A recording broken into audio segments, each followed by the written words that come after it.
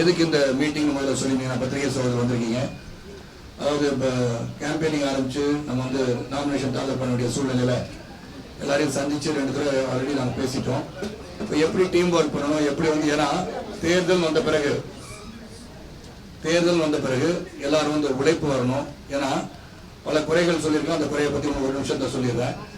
என்னை பொறுத்த வரைக்கும் அந்த உழைப்பு நல்லபடியாக இருக்கணும். ஏன்னா என்றைக்குமே எதிராளிகள் வந்து எப்படி இருக்காங்கன்றதை நம்ம வந்து கணிக்கணும். ஏன்னா நம்ம ஜெயிச்சலாம்னு சொல்ல எல்லாரும் உண்மையாக கண்டிப்பாக உழைக்கணும். அந்த உழைப்பு வந்து நிச்சயமாக நமக்கு இருக்கணும். அந்த உழைப்பு எங்கள்கிட்ட இருக்கும் நான் நம்புகிறேன். அந்த எப்படி உழைக்கணும், எப்படி டீம் ஒர்க் பண்ணணும், எப்படி எல்லாரும் வந்து ஒன்றா சேர்ந்து எல்லார் பக்கம் போய் எல்லா நடிகர் எல்லாரையுமே அவங்க எதிரணியில் இருக்காங்கன்றத கூட அவங்களே போய் பார்க்கலாம். நீங்க நாசரே போய் பார்த்து ராசரை ஓட்டு போடுங்கன்னு சொல்லலாம், தப்பு கிடையாது. ஏன்னா அவரு இந்த சங்கத்தை சேர்ந்தவர் தான். அங்கே என்னை பொறுத்த வரைக்கும் இங்கே மனைவி பேசும்போது சொன்னாங்க, இங்கே வந்து ஒரு குடும்பமாக இருக்கணும், எல்லாம் ஒன்றா இருக்கணும், எதுக்கு என்ன பேசுகிறாங்கன்னு புரியல அப்படின்னு சொன்னாங்க. நான் ஒரு சில வார்த்தையில் மட்டும் சொல்கிறேன். என்னை பொறுத்த வரைக்கும் இன்றைக்கும் பல பிரச்சனைகள், பல குற்றச்சாட்டுகள், ஊழல் முதற்கொண்டு பல குற்றச்சாட்டு வைக்கப்பட்டிருந்தாலும் நான் எதுக்கு அமைதியாக இருக்கு சொல்லியிருக்கேன்னா, என்னை பொறுத்த வரைக்கும் இன்னைக்கும் லைக் ஷாம் சொன்ன மாதிரியும் சிம்பு சொன்ன மாதிரியும் இங்க எல்லாரும் சொன்ன மாதிரி இந்த குடும்பம் வந்து பிரிஞ்சிடக்கூடாதுன்னு நினைக்கிறவன் தான் ரொம்ப உறுதியா நம்புறாங்க. அதே சமயத்தில் அந்த குடும்பம் பிரியாம இருக்கணும்னா ஹிட்டிங் பிலோ த பெல்ட்னு சொல்லுவாங்க ஆங்கிலத்தில். ஒரு அளவுக்கு தான் தாங்க முடியும்.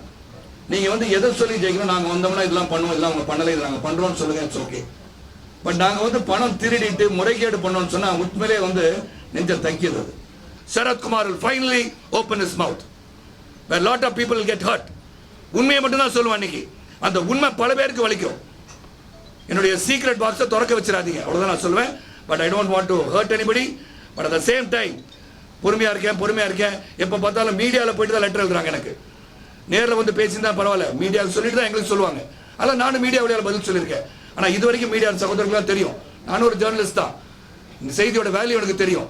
தொடர்ந்து மீடியாவில் போய் சொல்லி இன்னைக்கு வந்து ஏதோ இந்த தேர்தல் வந்து ஒரு இந்தியா வந்து பூலோகத்தை மாற்றி இந்த ஓசோன் லேயர் மூடி எந்த ஒரு அட்மாஸ்பியர்லாம் மாறி எல்லாம் சீதோஷத்தில் வந்து தமிழகம் வந்து திடீர்னு சுவிட்சர்லாண்டில் மாறிடும், சுவிட்சர்லாந்து தமிழகமாக மாறிடும், அப்படிலாம் நடக்கிற தேர்தல் அல்ல.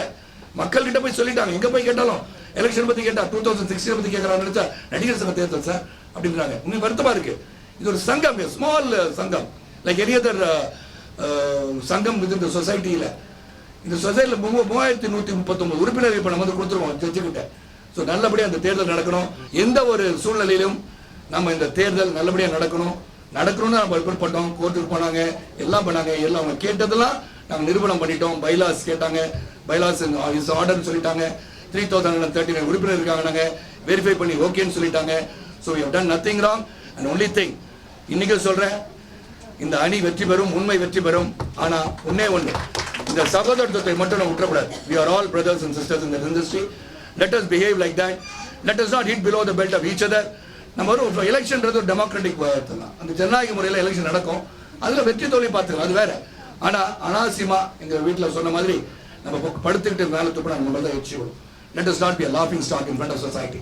வெற்றி நமது, அதில் எந்த எல்லளவும் சந்தேகம் கிடையாது.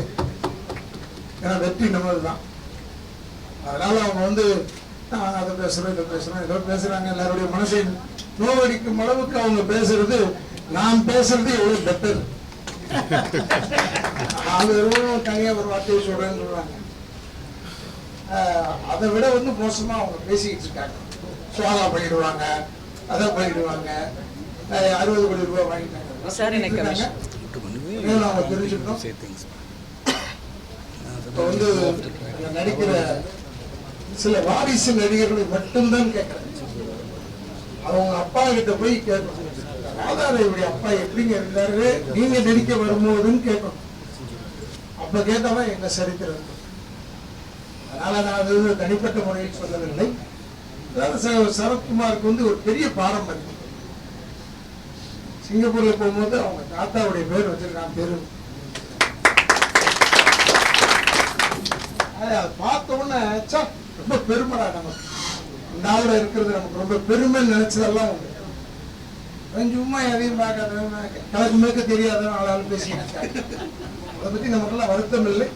திசை தெரியாதவர்கள் திசை தெரியாமல் போவார்கள் என்பதை மட்டும் தெரிவித்துக் கொண்டு வெற்றி உறுதி என்று சொல்லி ஒன்னே ஒரு விஷயம் எனக்கு ரொம்ப வருத்தம். நான் வந்து படங்கள்ல நிறைய படங்கள் நடிச்சிருக்கேன். நிறைய ஆர்டிஸ்ட் கூட நல்ல பழக்கம். இப்போ கூட நாங்க 80s அப்படின்னு சொல்லி ஒரு ஜாலியா ஒரு நம்ம எல்லாருமே டச்ல இருக்கோம், எல்லாருமே பேசுறோம். கஷ்டம்னா நாங்க போய் நிக்கிறோம், இல்ல இந்த நடிகைக்கு உடம்பு சரியில்லைன்னா நாங்க எல்லாரும் போய் ஹெல்ப் பண்றோம். நான் இது ஒரு பெருமைக்காக சொல்லல. நான் நடித்த எல்லா நடிகர்களும் பார்த்திருக்கிறேன். சில நடிகர்கள் இருக்காங்க நல்லது செய்யறதுக்கு இருக்காங்க. ஆனா என் கணவர்னு அப்படின்னு சொல்லல, சரத்குமார் மாதிரி யாருமே நான் பார்த்ததே கிடையாது. நான் அவர் கூட சண்டை போடுவேன். ஏங்க போய் 38 அவர் எல்லாம் போய் உட்காருவீங்க, உங்க உடம்புக்கு ஏதாவது ஆகும். இல்ல பரவாயில்ல.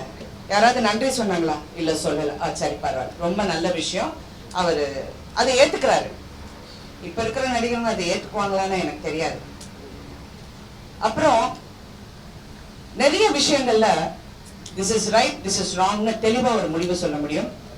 இது ஒரு தொலைநோக்கு பார்வையோட பார்க்கக்கூடிய ஒரு தலைவர் அப்படி என்றால் சரத்குமார் மட்டும்தான்.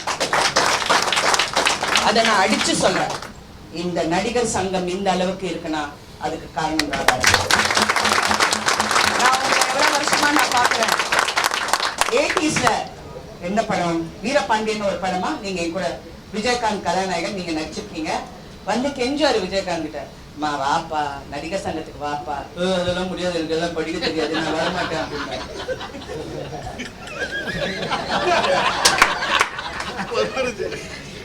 சொன்னோன்ன, இல்லப்பா வாப்பா. அப்ப கொஞ்சம் வருஷம் போனோட திருப்பி கெஞ்சுவாரு. நான் ஏதோ ஒரு நல்லவன் ஒரு படமா, அப்ப கேட்பாரு, வாப்பா நல்ல முடியாதுப்பா அப்படிம்பாரு. இல்லப்பா சரத்குமார்னு ஒருத்தர் நல்லா படிச்சவரு, அவர் வந்தா கொஞ்சம் எல்லாமே கரெக்டா பண்ணிடுவாரு. அப்படின்னா நான் வரம்பா அப்படின்னாரு. வந்தாரு. உண்மையிலே நான் சொன்னேன், அவங்க எல்லாரும் பேசுறாங்க, இன்னைக்கு ராதா ரவி கெட்ட வார்த்தையில பேசுறாங்க. அவர் பேசலன்னா தான் பிரச்சனை, சம்திங் ராங். ஆக்சுவலா நான் இது பேசுறது அவர் சொல்லுவாரு, தவறு பேசக்கூடாதுங்கிற கரெக்ட், தவறு தான். ஆனா என்ன பண்றது, எங்க அப்பா எல்லாம் நான் சின்ன வயசுல இருக்கும்போது அவர் அது ஒரு பாட்டு மாதிரி பாடுவார்.